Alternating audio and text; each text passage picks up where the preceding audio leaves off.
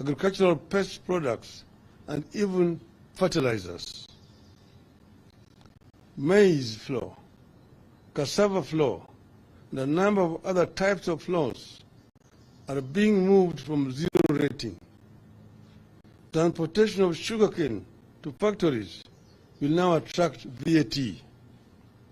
The VAT measures proposed by the bill effectively raise the cost of medicines, healthcare, and food, including that of locally produced sugar. It goes against Kenya Kwanza's often stated pledge to subsidize production. We object. 9. Enhanced excise duty on imported cement. Kenya Kwanza wants to raise duty on imported cement.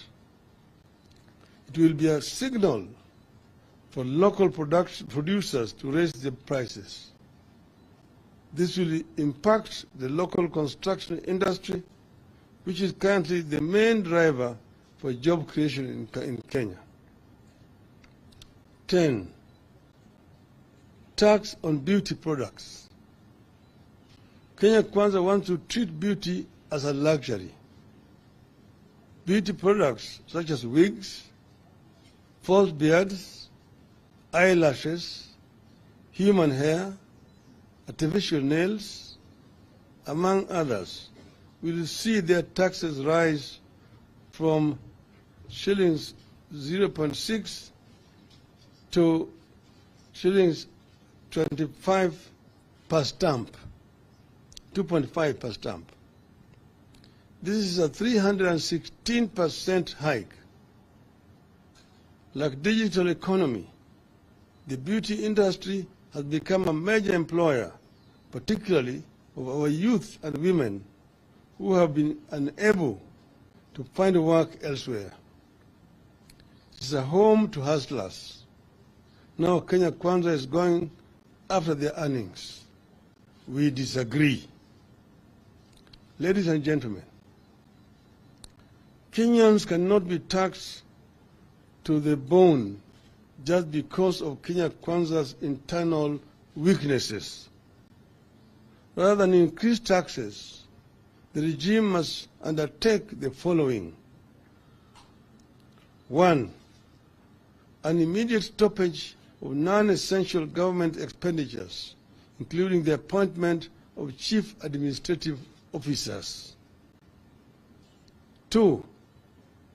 Reduction in size of government, excess cabinet secretaries, principal secretaries, directorates, advisors, aides, departments, and castes are gobbling up finances money. 3. Abolish money being spent on political operations that are disguised as relief food distribution or fundraisers. It makes no sense at all for a Kenya Kwanza operative to spend 20 million shillings on a chopper to distribute 1 million worth of food. It makes no sense for a principal secretary to spend 10 million shillings on a chopper to deliver 200,000 shillings at a fundraiser. This madness must stop in the interest of austerity. 4.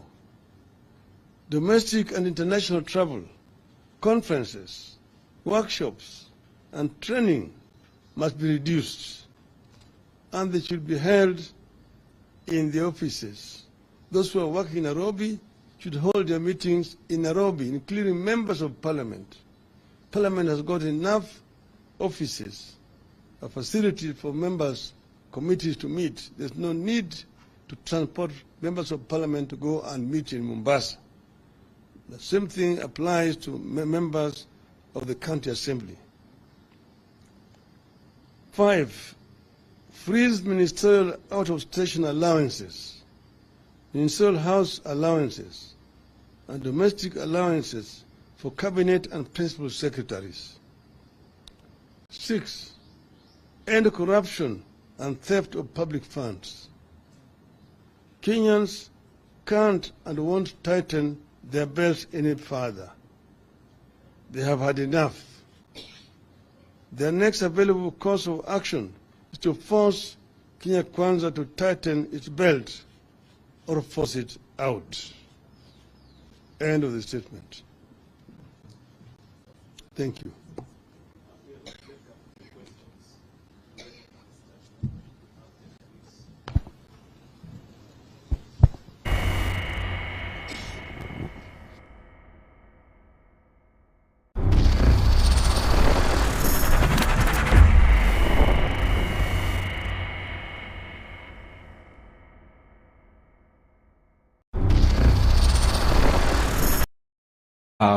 Kenya Kwanza commands a sizable majority in both houses. How are you going to oppose this bill when it comes to the House? Number 2, you suspended demonstrations to give way for negotiations and talks, and also giving a chance for an honest discussion. Is this honest from Kenya Kwanza that they are increasing taxes, and are you reconsidering going back to the streets for this? One is, you're right, you said Kenya Kwanza has an artificial majority in parliament. Because you know, when Kenyans voted, Azimio had a majority in both houses. However, Kenya Kwanza has proceeded to buy members of parliament without following the laid down procedures and the law to cross over to their side. The requirement is that if a member moves from the coalition or political party in which he was elected, that member is required to resign his position in parliament and seek a re-election through a by-election into the new outfit in which he has moved. This has not happened. And you've seen members of, for example, Jubilee, who are an Azimio coalition, go the other side. UDM was the first one to go. And now there's COOP, which is saying to have gone the other side. This is what we are talking about, corruption. Corruption in the political process, which is there. They are enjoying artificial majority in parliament. But we say that our members, those who are with the Azimio and who have got conscience, will oppose these proposals. We will oppose the proposals, and we hope that the genuine Kenya Kwanza members, who also have got the interests of ordinary Kenyans at heart, some who still feel about the hustler which they used, will see the fallacy of trying to introduce these measures here and how these measures are going to hurt ordinary common man whom they say they are going to assist through a bottom-up approach. With regard to the talks, first, we acted in good faith to call off the demonstrations last Thursday because Kenya Kwanza had approached us and said that they were ready now for talks and that we are going to remove Mr. Kenan, whom they had put in as among one of their delegates. But we knew that the real reason why they were doing it is because they were expecting the visitors were coming into town. And they did not want demonstrations at that time. But we did act in good faith ourselves because they said they were serious. Now we are seeing signs of reluctance. We're seeing signs of reluctance. Now all members of the other side are not available. They don't have a quorum to begin the discussions and so on. We have given them today and tomorrow. We have said that the talks must start in earnest on Wednesday.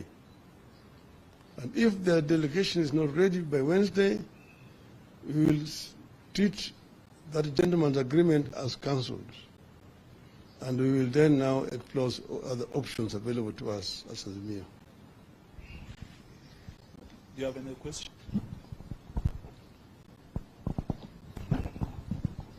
My name is Joel Chacha from K24 TV, and the Kure Kimani-led Finance Committee has now invited the public for public participation and also submission of memorandum.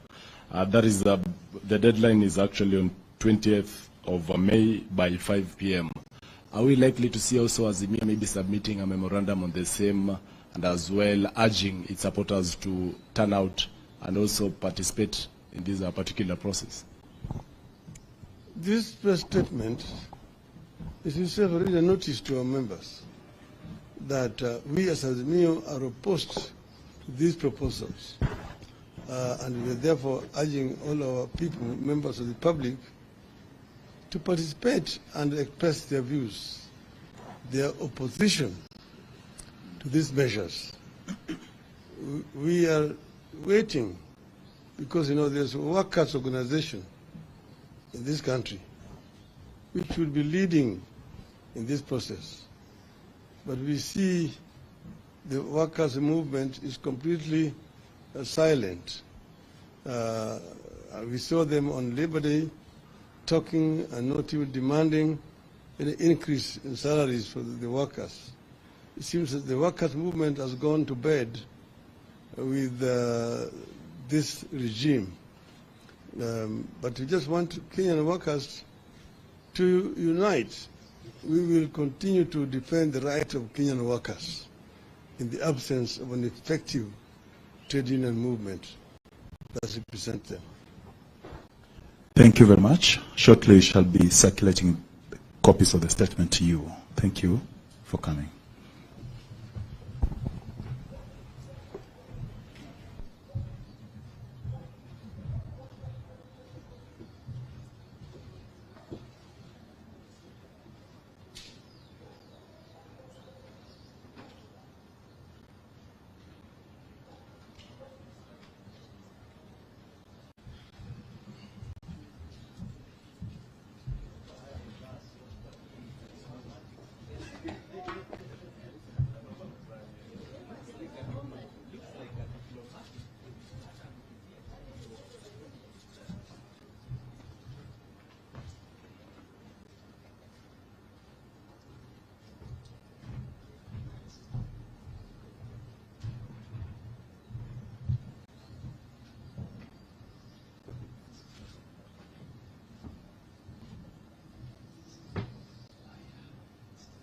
Are you ready?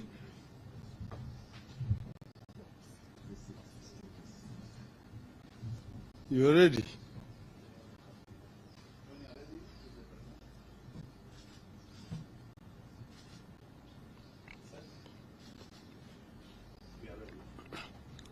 Okay, now, gentlemen of the media, this is Azimio's statement on Finance Bill 2023-2024.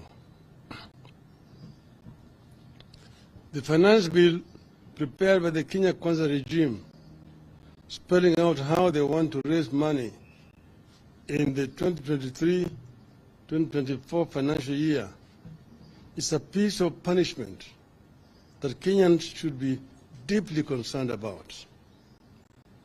We are shocked that anybody living in Kenya and who understands and appreciates what Kenyans are going through can come up with the taxation proposals the bill is making.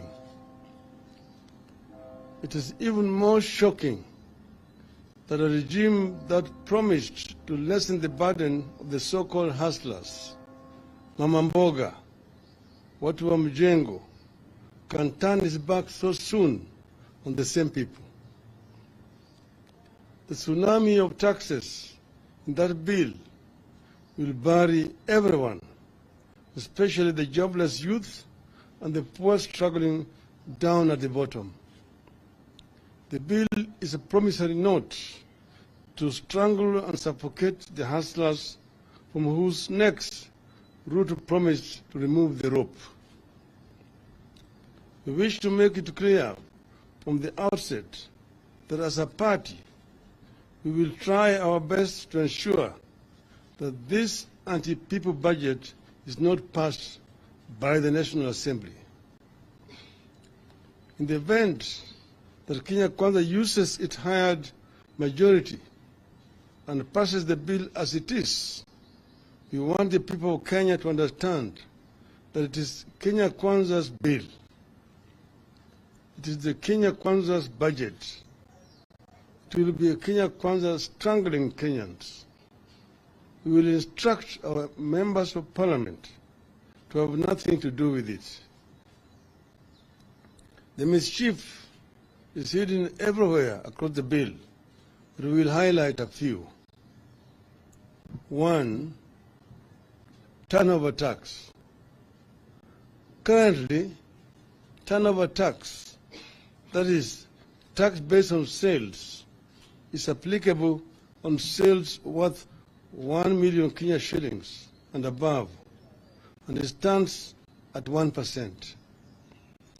Now, Kenya Kwanza wants this tax applied on sales from as low as 500,000 Kenya shillings. The tax is being raised from 1% to 3%. The taxation will be pegged on gross sales, whether the seller makes profit or not. The biggest casualties here will be small, medium, and medium-sized businesses. Those businesses are the heart of the hustler nation. They are struggling. The same businesses are already being taxed by counties. Our stand is that this tax should remain at 1% and should be applicable on sales of 1 million shillings and above. 2. Income tax adjustment. About 4 things currently stand out in a payslip of a typical employee in Kenya, whether in the public or private sector. There has been no pay increase in the last 5 or more years. At least a quarter, sometimes up to half of the salary, is consumed by taxes. Much of the salary is consumed by all sorts of loans.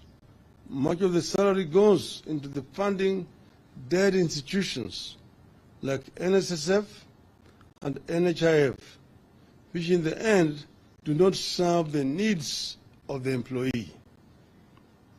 Now, unilaterally, Kenya Kwanza wants to raise the taxes from the current 30% to 35% on those earning 500,000 shillings and above. Direct taxation as a means of raising money usually has unintended consequences. The shock will be felt down the chain.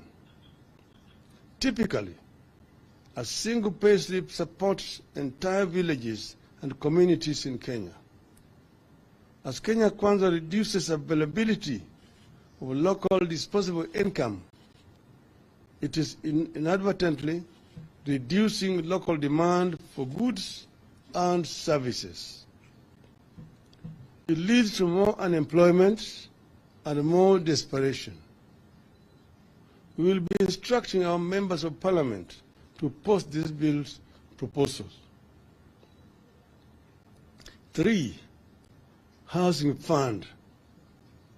Unilaterally, Kenya Kwanza wants to deduct 3% of basic salaries to finance affordable housing scheme.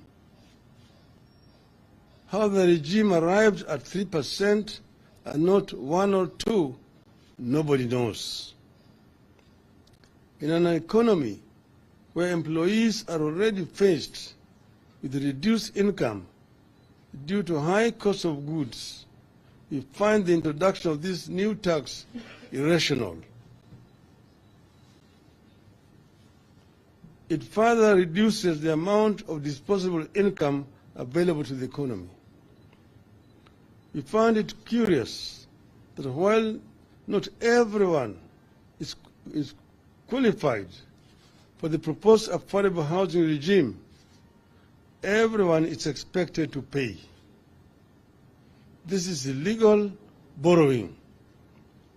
According to the bill, those who do not qualify for affordable houses will have their monies refunded or transferred to the beneficiaries after 7 years.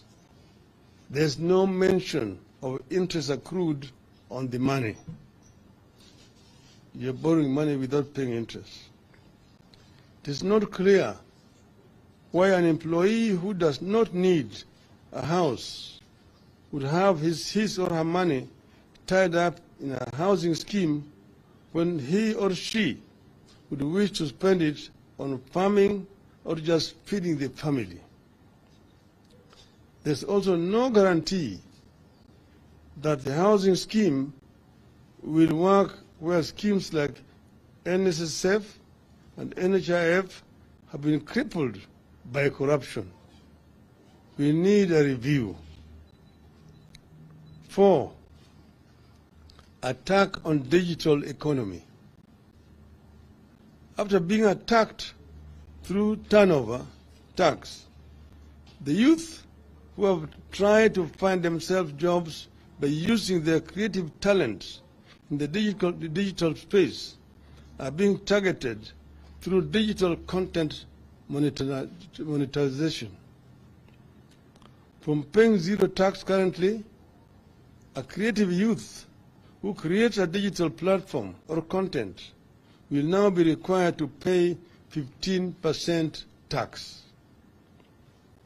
As a country, we will be killing innovation and leaving our youth with too few options, if any. We will not support this proposal. 5, tax appeals tribunal. A proposal is being made that in the event of a business or an individual who has a dispute with the Kenya Revenue Authority over tax owed, that individual or company will be required to deposit 20% of the disputed amount with the KRA before the matter can be heard by the Tax Appeals Tribunal. This is another aspect of illegal borrowing by the regime. It is open to abuse by rogue KRA officers. It will affect cash flow of companies. We oppose it. 6, taxation of reimbursements, that is per diem. Out of the blues, Kenya Kwanza wants to tax money paid to officers on duty at 30%. How then do those officers meet their expenses? Since when did reimbursements get to be treated as income? We find this requirement extremely punitive. We oppose it. We've known that this per diem was being paid by people to be spent to defray expenses wherever they are traveling. And those costs, the cost of living in those countries already been worked out by the government. If you are taxing it, you are therefore subjecting these officers to suffering wherever they travel. 7, taxing trade associations. After taxing traders, Kenya Kwanza want to follow them and tax their associations. Associations whose duty is to fight for the welfare of members will now be deemed to be carrying out business and be taxed on gross receipts which will be deemed as income. This is a double jeopardy that will affect the welfare of businesses in the country. We oppose it. 8. Enhance VAT payments. Buried in this bill are proposals to remove from zero rating to tax-exempt pharmaceutical products, agricultural pest products, and even fertilizers.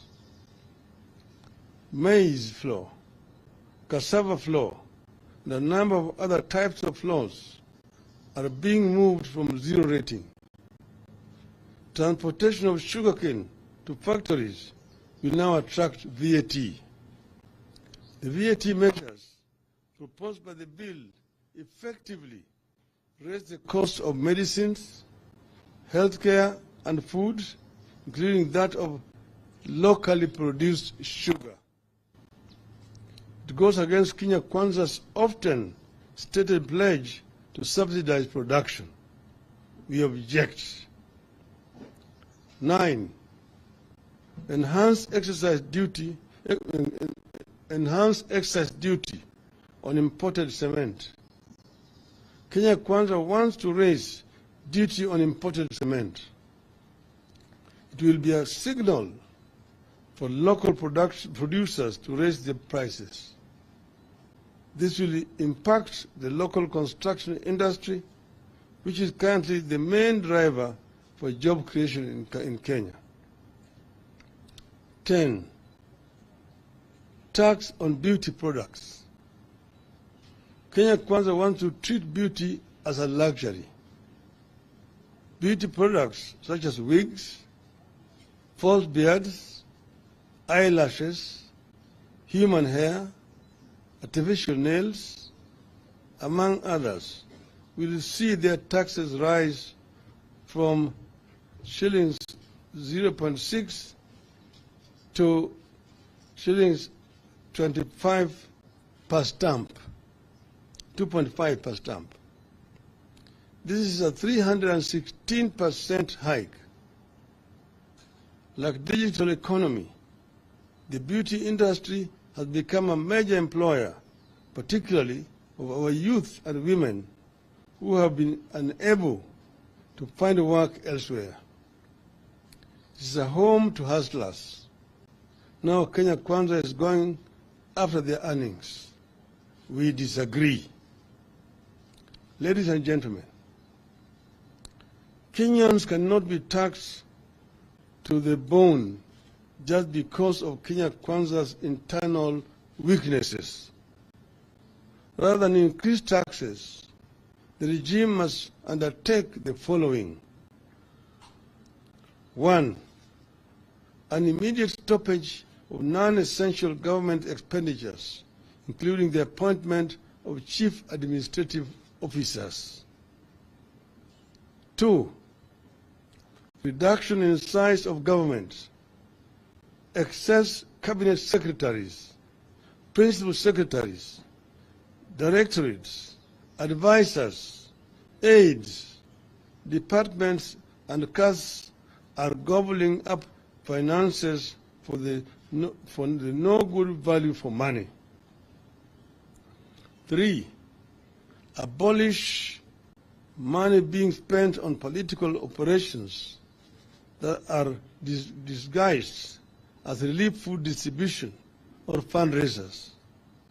It makes no sense at all for a Kenya Kwanza operative to spend 20 million shillings on a chopper to distribute 1 million worth of food. It makes no sense for a principal secretary to spend 10 million shillings on a chopper to deliver 200,000 shillings at a fundraiser. This madness must stop in the interest of austerity. 4. Domestic and international travel, conferences, workshops, and training must be reduced, and they should be held in the offices. Those who are working in Nairobi should hold their meetings in Nairobi, including members of parliament. Parliament has got enough offices, a facility for members, committees to meet. There's no need to transport members of parliament to go and meet in Mombasa. The same thing applies to members of the county assembly. 5, freeze ministerial out-of-station allowances, ministerial house allowances, and domestic allowances for cabinet and principal secretaries. 6, end corruption and theft of public funds. Kenyans can't and won't tighten their belts any further. They have had enough. Their next available course of action is to force Kenya Kwanza to tighten its belt or force it out. End of the statement. Thank you.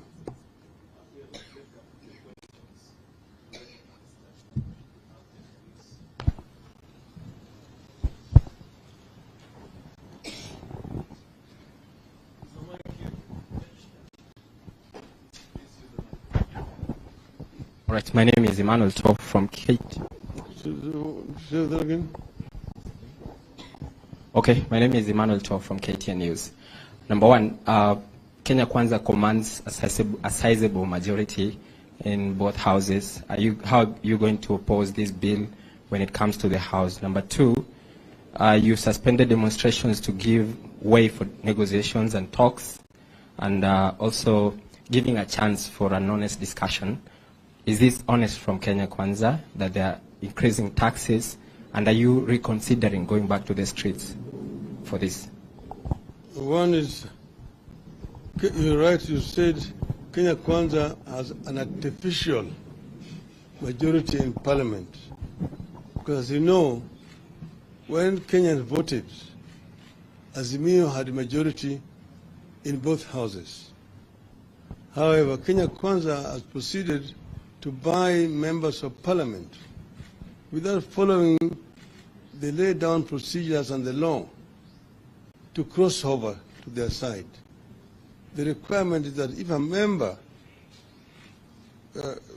moves from the coalition or political party in which he was elected, that member is required to resign his position in parliament and seek a re-election through a by-election into the new outfit to which he has moved. This has not happened.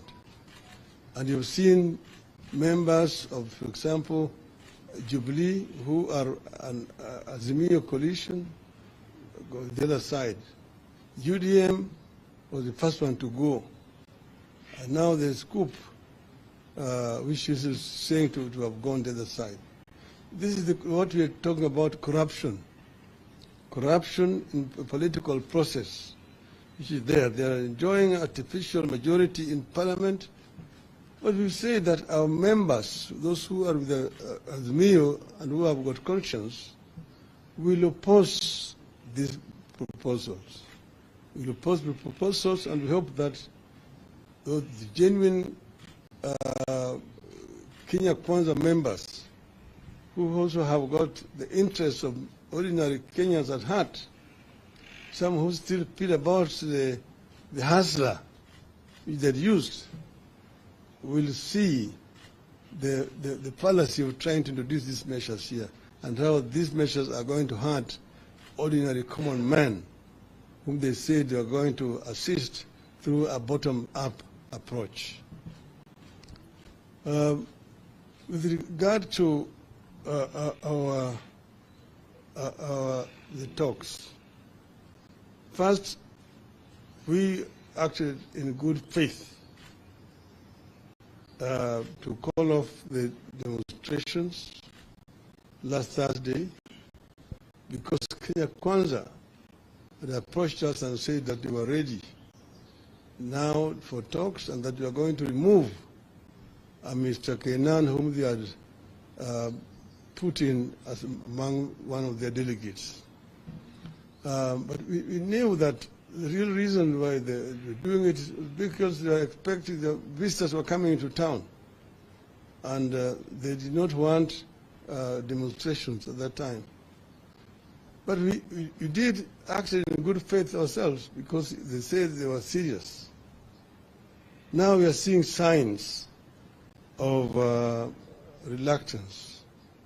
We're seeing signs of reluctance. Now all members of the other side are not available. They don't have a quorum to begin the discussions and so on.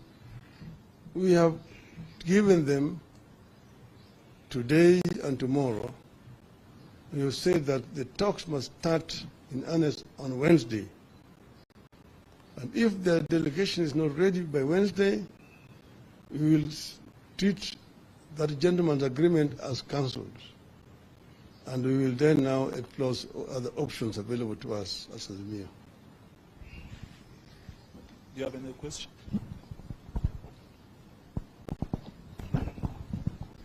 My name is Joel Chacha from K24 TV, and the KISII-led Finance Committee has now invited the public for public participation and also submission of memorandum. That is the deadline is actually on 20th of May by 5 p.m. Are we likely to see also Azimio maybe submitting a memorandum on the same, and as well urging its supporters to turn out and also participate in this particular process? This press statement is itself already a notice to our members that we as Azimio are opposed to these proposals. And we are therefore urging all our people, members of the public, to participate and express their views, their opposition to these measures. We are waiting because, there's a workers' organization in this country which will be leading in this process. But we see the workers' movement is completely silent. We saw them on Labor Day talking and not even demanding an increase in salaries for the workers. It seems that the workers' movement has gone to bed with this regime. But we just want Kenyan workers to unite. We will continue to defend the right of Kenyan workers in the absence of an effective trade union movement that represents them. Thank you very much. Shortly, we shall be circulating copies of the statement to you. Thank you for coming.